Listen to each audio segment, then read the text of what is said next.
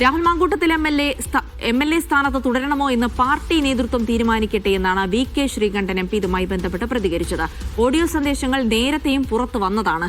തെളിവില്ലെന്ന് പറഞ്ഞ് crime branch report നൽകിയതാണ്. രാഹുൽ കോൺഗ്രസിന്റെ ഔദ്യോഗിക പരിപാടികളിൽ പങ്കെടുത്തിട്ടില്ലെന്നും VK ശ്രീകണ്ഠൻ പറഞ്ഞു. രാഹുലിനെതിരെ തെരഞ്ഞെടുപ്പ് സമയത്ത് പരാതി വന്നതിൽ സംശയമുണ്ടെന്നാണ് Palakkad DCC president A Thankappan പ്രതികരിച്ചത്.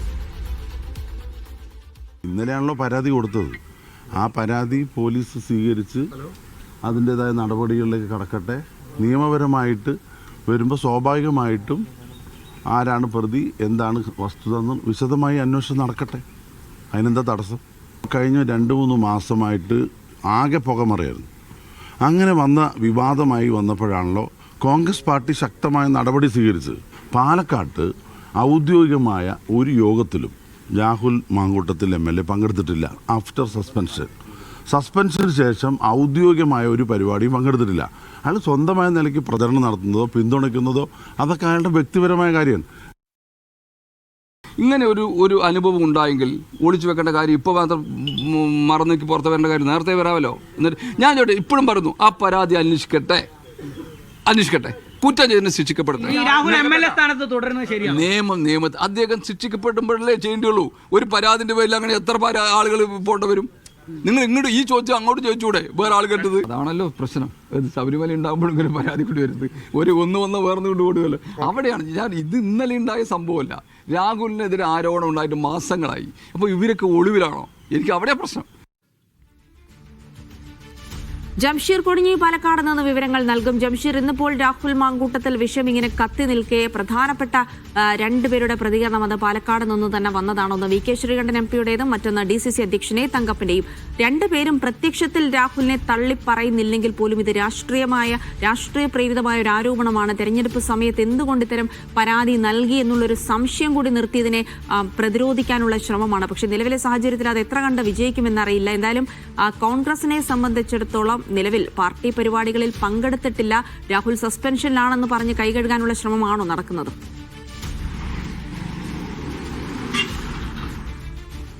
തീർച്ചയായിട്ടും ജിൽസി, ഇന്നിപ്പോൾ ശ്രീകണ്ഠൻ MPയും DCC പ്രസിഡന്റ് A തങ്കപ്പനും മാധ്യമങ്ങളെ കണ്ടപ്പോഴും അവർ പറഞ്ഞത് അദ്ദേഹം ഔദ്യോഗികമായ പരിപാടികളിൽ ഒന്നും പങ്കെടുത്തില്ല എന്നുള്ളൊരു വിശദീകരണമാണ് നൽകിയത്. പക്ഷേ അദ്ദേഹം ഇവിടെ പല പരിപാടികളിലും പങ്കെടുക്കുകയും സ്ഥാനാർത്ഥി നിർണയത്തിൽ ഉൾപ്പെടെ പങ്കെടുക്കുകയും ചെയ്തിരുന്നു. പക്ഷേ ഇനിയിപ്പോൾ ആ സമയങ്ങളിൽ അദ്ദേഹത്തിന് ആരോപണങ്ങൾ മാത്രമാണ് ഉണ്ടായിരുന്നത്. പക്ഷേ ഇന്നിപ്പോൾ ആ ആരോപണം മാത്രമല്ല, അത് പരാതിയായിരിക്കുന്നു. പരാതിയിൽ അന്വേഷണം നടക്കുന്നു, ഗുരുതരമായ മൊഴികൾ ഈ അതിജീവിതം നൽകിയിരിക്കുന്നു എന്നുള്ളതാണ്. അതുകൊണ്ട് തന്നെ ഇനി എത്ര കണ്ട് പ്രതിരോധിക്കാൻ കോൺഗ്രസിന് കഴിയും എന്നുള്ളതാണ് മറ്റൊരു ചോദ്യം. പക്ഷേ ശ്രീകണ്ഠൻ MP ഇതിനെ വളരെ ന്യായീകരിച്ചുകൊണ്ട് തന്നെയാണ് രംഗത്ത് വരുന്നൊരു സാഹചര്യം ഉണ്ടായിരിക്കുന്നത്.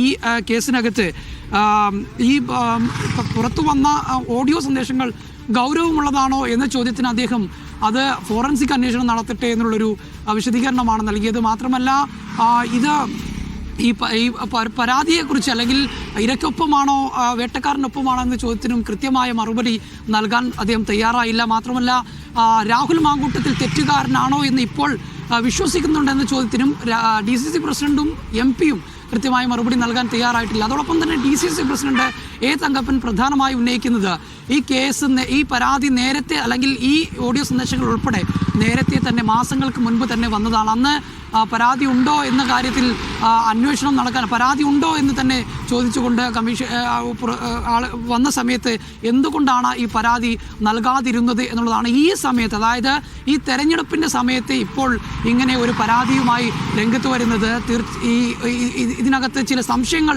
ഉണ്ട് എന്നുള്ള പരാതിയെ ഒട്ടും കുറച്ച് കാണിക്കുന്നില്ല. പക്ഷേ ഈ സമയത്ത് ഇത്തരത്തിലൊരു പരാതി വരികയും പ്രത്യേകമായി ഈ ഓഡിയോ സന്ദേശങ്ങൾ പുറത്തു വരികയും ചെയ്യുന്നതിൽ ചില രാഷ്ട്രീയ പ്രേരിതമുണ്ട് എന്നുള്ള ഒരു കാര്യമാണ് ഇപ്പോൾ ഈ DCC പ്രസിഡന്റ് തങ്കപ്പൻ ഉൾപ്പെടെയുള്ളവർ മുന്നോട്ട് വയ്ക്കുന്നത്. ഏതായാലും ഇതിനകത്ത് കോൺഗ്രസ് കൂടുതൽ പ്രതിരോധത്തിലാകുന്നു എന്നുള്ളത് തന്നെയാണ് നമുക്ക് മനസ്സിലാക്കാൻ കഴിയുന്നത്. നേരത്തെയൊക്കെ രാഹുൽ മാങ്കൂട്ടത്തിൽ പങ്കെടുക്കുമ്പോൾ അതിനെ ന്യായീകരിച്ച് അദ്ദേഹം പാർട്ടിയിൽ അദ്ദേഹത്തെ പുറത്താക്കിയതാണ്. പക്ഷേ അദ്ദേഹത്തിന് വ്യക്തി എന്ന നിലയിൽ അദ്ദേഹത്തിന് പങ്കെടുക്കാം, അതിന് തടയാൻ പാർട്ടി കഴിയില്ല എന്നുള്ളൊരു കാര്യമായിരുന്നു പറഞ്ഞിരുന്നത്. പക്ഷേ ഇനി അങ്ങോട്ട് എങ്ങനെ അക്കാര്യങ്ങളിൽ മുന്നോട്ട് പോകാൻ കഴിയും എന്നുള്ള കാര്യം കൂടി.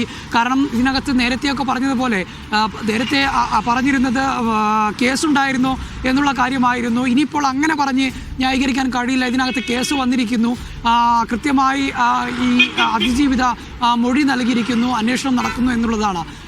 ഇതുമായി ബന്ധപ്പെട്ട ഇപ്പോൾ ഈ രാഹുൽ മാങ്കൂട്ടത്തിൽ എവിടെയാണ് എന്നുള്ള ഒരു കാര്യം കൂടി ഉയരുന്നു. അദ്ദേഹം കഴിഞ്ഞ ദിവസങ്ങളിലൊക്കെ തന്നെ സജീവമായി പാലക്കാട് ഉണ്ടായിരുന്നു. പക്ഷേ ഈ കേസ് വന്നതിന് ശേഷം, അല്ലെങ്കിൽ അതിജീവിത മുഖ്യമന്ത്രിയെ കണ്ടു എന്ന് വന്നതിന് ശേഷം തൊട്ടടുത്ത നിമിഷം മുതൽ രാഹുൽ മാങ്കൂട്ടത്തിലിൻ്റെ ഓഫീസ് പൂട്ടുന്നു, അദ്ദേഹത്തെ കാണാതെ ആകുന്നു എന്നുള്ളതാണ്. MLA ഓഫീസ് പരിസരത്ത് ഏതാണ്ട് വൈകുന്നേരത്തോടു കൂടി MLA ഓഫീസ് പരിസരത്ത് വെച്ചാണ് ഇദ്ദേഹത്തിൻ്റെ ഫോൺ സ്വിച്ച് ഓഫ് ആകുന്നത്. ഏതാണ്ട് 5:45 കൂടിയാണ് ഇദ്ദേഹത്തിൻ്റെ ഫോൺ സ്വിച്ച് ഓഫ് ആകുന്നത്. പിന്നീട് MLA വാഹനം അവിടെ നിന്ന് മറ്റൊരു കേന്ദ്രത്തിലേക്ക് മാറ്റുന്നു. അവിടെ നിന്ന് അദ്ദേഹത്തെ കാണാതാവുന്നു, ഓഫീസ് പൂട്ടിയിടുന്നു. പിന്നീട് മറ്റൊരു വാഹനത്തിൽ അദ്ദേഹം അവിടെ നിന്ന് പോകുന്നു. ഈ 5:45 ശേഷം അതിന് തൊട്ട് മുൻപ് അദ്ദേഹം ആരൊക്കെയാണ് ബന്ധപ്പെട്ടത് എന്നതടക്കമുള്ള കാര്യങ്ങൾ ഇപ്പോൾ അന്വേഷണ സംഘം അന്വേഷിക്കുന്നുണ്ട്. അങ്ങനെ ഫോൺ ട്രേസ് ചെയ്തുകൊണ്ടും ഇപ്പോൾ അന്വേഷണ സംഘം അന്വേഷിക്കുന്നുണ്ടെന്നാണ് നമുക്ക് മനസ്സിലാക്കാൻ കഴിയുന്നത്. അദ്ദേഹം കേരളം വിട്ടുപോവുക അല്ലെങ്കിൽ മറ്റെവിടേക്കെങ്കിലും മാറിയോ എന്നുള്ളത് വ്യക്തമല്ല.